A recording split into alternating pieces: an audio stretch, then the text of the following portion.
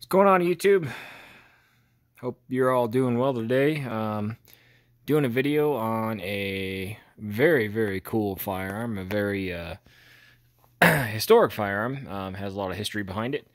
And it's a World War II firearm, or was developed during World War II, and used for a while. For you guys that already know, you already recognize this rifle. For those that you don't recognize this rifle, it is a 1903 A4. This one in front of you here is a reproduction 1903 A4. It's not a 100% real 1903 A4, but I'll go into the details after I talk about a little bit about the history of the rifle. So the 1903 A4 is really neat because it was the first mass-produced sniper rifle for the U.S. military services during World War II. And it was the Army's first choice for a designated marksman rifle during World War II, because it was probably the only one. However, there is differences between the 1903 A3 and the 1903 A4. The 1903 A3 was developed from the 1903, and the 1903 was used in World War I. And the sights were different on it. It looks very similar to this rifle, except the bolt is different, and it obviously didn't have a mounted optic on top. It had some sights on it, iron sights. And the 1903 during World War I, the sight would have been mounted up in this general area up here. And this wooden stock would be cut right about there, and the sight would actually be right about here. During World War II, the M1 Garand was adopted, and that had a rear aperture peep sight. So they obviously, the M1 Garand was the new standard issued military rifle, but they were still making 1903s, and they put a different rear sight on the 1903 A3 that has a rear peep aperture and a front post. I don't have one of those to show you right now, but that was made to mimic the M1 Garand sights, and both those rifles were being used in World War II. However, this one's kind of special because it was the first designated marksman rifle where they actually put an optic on it, and you can call it a sniper rifle. That's kind of what it was used for. But and another thing that was different about the 1903 A3 and the A4 was obviously the optic. So right here, in order to mount an optic on an A4 rifle, you'd have to have a base. And they were all made by Redfield Jr. I'll get into what I have on this rifle and explain that afterwards, but this is a Redfield Jr. base. This little dovetail right here is where that rear peep sight would have been on an 03 A3. So they knocked those sights off, or actually they never put them on, and they put the Redfield base on. They had their split vertical rings, and the scope they used during World War II primarily was the Weaver 330 or 330C. It was a 2.75 power scope. I do not have one of those on this particular rifle. The scope you can see in front of you is a Lyman Alaskan scope, which is very similar to the scope that was adopted pretty much at the end of World War II, close to the end of World War II, and that was the M81 or M82 scope. It pretty much was a Lyman Alaskan scope, except it had some extra features. It had a sunshade up front, a rubber eyepiece on the rear, and the turret caps were covered by these blocks, and you just pop the block open, you'd be able to adjust your windage and elevation on your scope. But what was different about the 1903 A4s was the barrels were air gauged, and they were tested to pretty much match grade. I guess you could call that match grade standards back then, to give the barrels the best opportunity for being the most accurate. Another thing that's different about the A4 is a real A4, which this one's not, like I said. The serial number, if you look down here, you can actually see the serial number is underneath the Redfield mount. A real A4, the serial number would be in smaller font, and it would be printed down here where you could see it. And then on the opposite side, right in this area, would be the manufacturer of the A4. And Remington was the only company that made the A4 ever. So it would say something to the effect of U.S. Remington Arms, 1903 A3. It would say A3, and then on this side would be the serial number. And that's a genuine A4 receiver. This one's not, because I can't afford a real 1903 A4 because today they only made a little over 22,000 of them. And compare that to the M1 carbine, where they made over 6 million. So obviously the price of an A4 is going to be much, much higher. If you want an authentic 1903 A4 in today's prices, you're spending $2,000 plus. You might get lucky and find one for $1,600 if you're lucky. Yeah, they're very expensive today because they're very, very rare. And they're just iconic firearms. So onto the A4 history. Like I said, the barrels were air gauged. And another interesting thing with the A4s was, obviously they didn't put a rear sight on because they had to mount a scope. So they did not mount a front sight like they would on a 03 or an 03 A3, but the notch would still be there. The barrel on this rifle is not an original barrel. It's a Criterion barrel from the CMP. It's a match grade barrel made to the same contouring, same twist and everything as an A4 would have been. But you can see the notch there, and that's where a A3 sight, front sight would go, or an 03 sight would go on the front. And that's what those grooves are for. So the 1903 A4 was adopted in late 1942. 1943 time frame, and it was used extensively through World War II in all theaters, the European theater, the Pacific theater, and all over the place, at least, especially in the U.S. Army. This was the U.S. Army's choice of the designated marksman rifle. The Marine Corps had a little bit different rifle.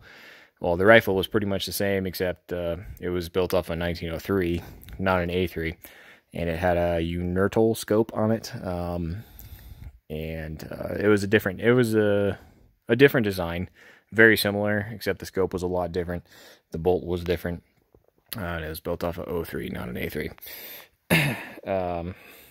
So yeah, the 1903 A4 was used all the way through World War II extensively, into the Korean War, and during the Korean War, the 1903 A3s and 03s weren't being used that much, if at all. But the A4 still was, because it was a very viable weapon, and it was actually used up into Vietnam until they came out with the Winchester Model 70, Winchester Model 70 with a little bit better optics, things like that, and that kind of took over the A4 spot. However, the Winchester Model 70 was not a mass-produced sniper rifle. This is the first mass-produced sniper rifle for the military in the United States, at least. And it's pretty interesting because the manuals for these guys were printed and made by the military all the way up till 1970.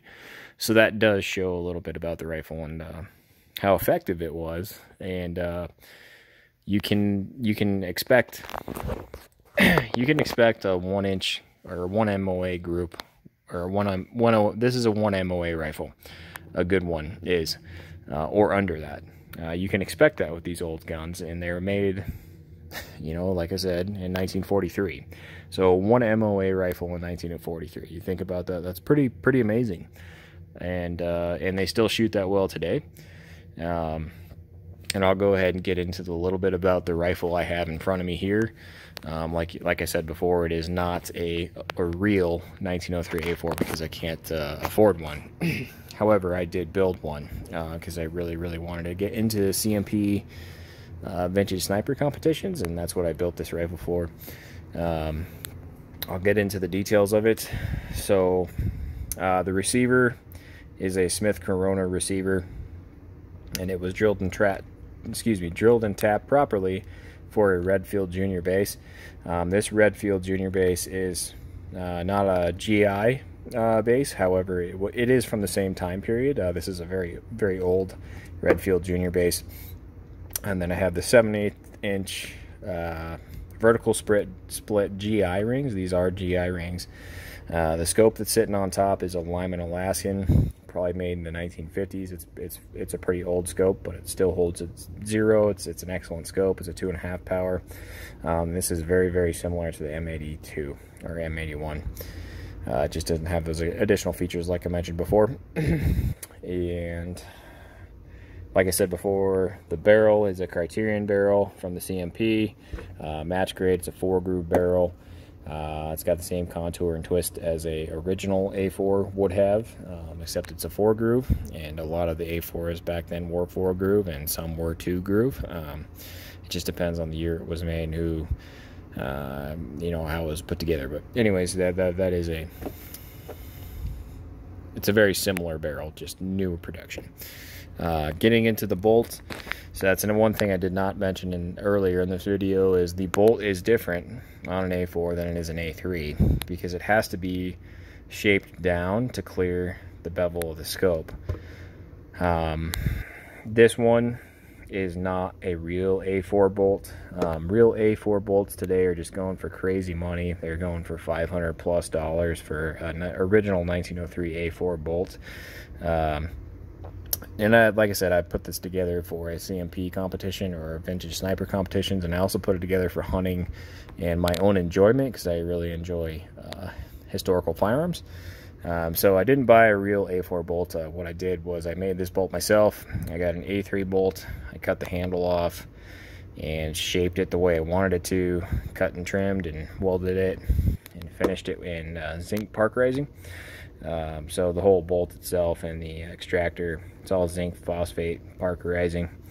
But it is a GI bolt, just made by myself to make it look more like an A4 bolt. The cocking piece, or cocking rod, is a GI part.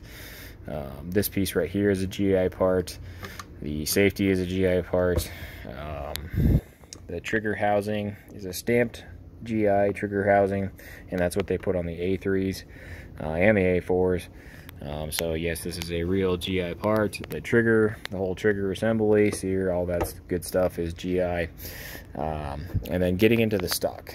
So the stock on this rifle is the only real A4 piece on this gun. That actually came off a 1903 A4 during World War II, and the stock is very precious, because they only, like I said, they only made a little bit over 22,000 of these rifles.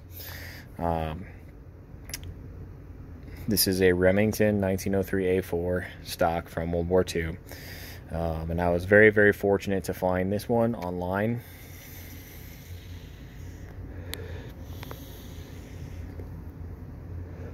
And for a really good price. The 1903 A4 stocks are, in today's world, are very expensive, just like the bolts. But I found this one online, talked to the guy, got all the pictures I needed to prove it was a real A4 stock, which I'll get into here in a second. And I got it. And when I got it shipped to my house, I realized the stock was very dry, and I did not want to sand and refinish the stock at all, because it's a huge no-no in the collector world. So basically all I did, and this is also a no-no, but it's my rifle stock, you can comment and tell me I'm an idiot or whatever. I used 100% real tung oil, because that's what they used on these rifles back in the day, and I put that on the stock just to give it a little bit of moisture and feed that wood with the oils it needs.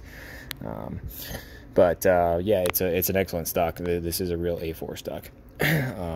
A couple ways, like I said, I'm going to tell you how you can kind of tell it's a real A4 stock, and there's a couple ways to do that. Obviously, one of the biggest ones is the bolt notch. When you look down at the bolt notch on this, you can tell there's some flat surfaces on the sides, and then there's kind of a dremeled out. It almost looks dremeled out. a little dremeled out area right here. So these bolt notches were made by hand and machine, and that's why you get that look to it. You have those flat areas, and then that circular oval area that was carved out to fit the bolt. So that's one big area you look when you want to see a real A4 stock.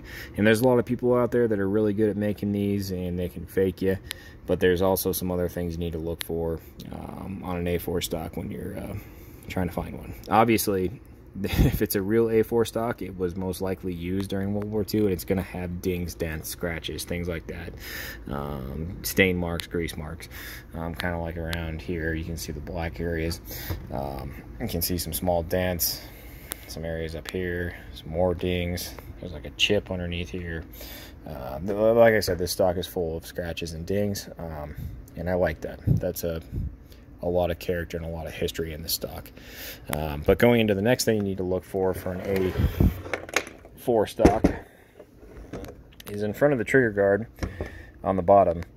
There is going to be some stamp marks, and there's 5 of them right here. And at least from my research, what you can see is that there's 5 of them. If you have less than 5, it was most likely not an A4 stock. And they all mean different things, and I'm not an expert on this by any means. I'm just trying to give some information out there to people that are interested in these type of things, and that's one other thing to look for. And there will also be some proof marks right here. So this one has actually a couple proof marks on it. They're pretty worn and faded, but there's the I think that's the original one. There's a Re-Arsenal proof mark right here, and there's also some like paint or something on there from whoever had this in their basement or whatever, I'm not sure. And then you flip it over to the opposite side, and this rifle is kind of unique because I think it was in a very, very humid environment and stored for a very long time in a humid environment. Because if you're watching this video, you can kind of see some outlines of some things there, but you can definitely see a double A. The double A is a Re-Arsenal mark, meaning this whatever rifle A4 rifle was in this stock, it went through a Re-Arsenal. And then if I get the light right, I don't know if you'll be able to see this, but it's hard to get the light right because it's a camera, guys. But there is an RA right here for Remington arms, and then there is an FJA in a box underneath the double A. And those are definitely things that would have been on this rifle, or a real A4 stock. So I at least I am 99.9% sure this is a real A4 stock. I have no doubts in my mind.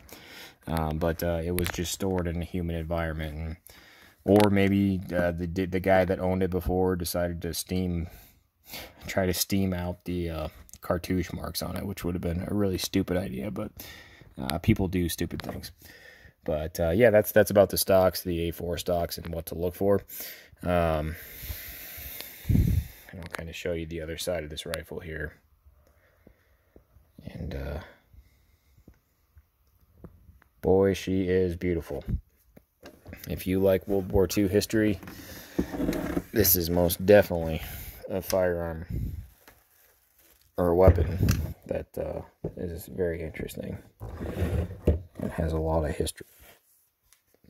A lot of history.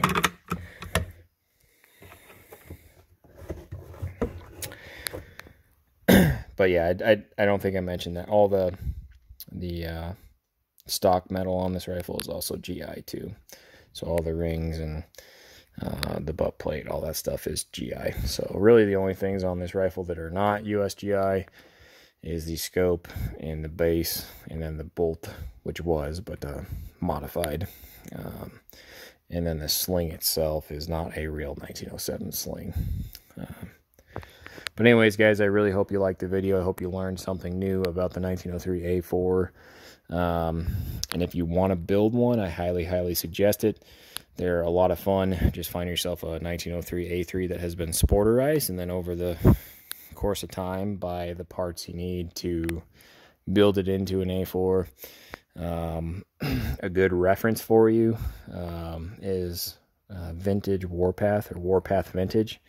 The guy's name is Chuck. He lives in Colorado, and he makes reproduction 1903 A4s, and he does a phenomenal job, guys. I mean, if you look at any CMP form for vintage sniper competitions, his name is usually mentioned because he makes phenomenal 1903 A4 reproductions, or Fox 1903 A4s. So he'd be a great reference. Look him up online. Give him a call. If you need to get a receiver drilled and tapped, he can do that for you and mount a Redfield scope base for you. Or if you need a bolt that needs to be carved down and look like an A4 bolt, he'll do that for you. He's a great resource, and I got a lot of information from him building this rifle myself. So yeah, I just want to throw his name out there because he deserves it. But anyways, guys, hope you liked the video, and wherever you are, hope you're having a great day or night. Take care.